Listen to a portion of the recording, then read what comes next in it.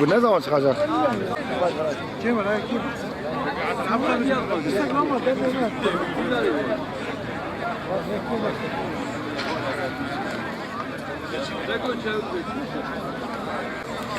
Abi biz çıktık mı? 2 dakika olsun.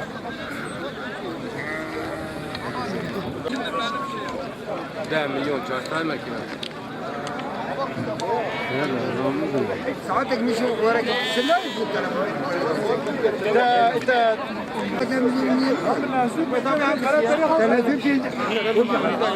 Bizim Tarım Bakanı Urfalı oldu. Bizim başımıza bu bela patladı.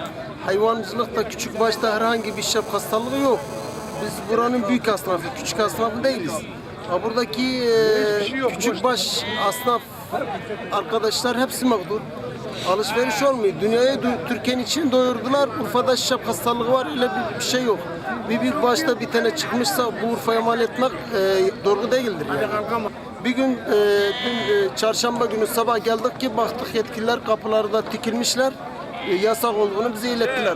Herhangi başka bir şeyden bize bir bilgi iletilmedi. Ben الفرا بيس كاسميش دوغا شارجي دكين زاني شارجي دكين ودافين البحور مريو كيل فيدري دافين افا بزا فا قلنا خوشي ببرا يعني اخر خو بدناكن واش ابرا او دور مازاد تميز كي هندري اخر دور مازاد كريخ او فاك خزل تعبان يعني امستر بيش تجيون مره بيجي افا بس تعبان افا كريخ زبل او بيدك يكون ولا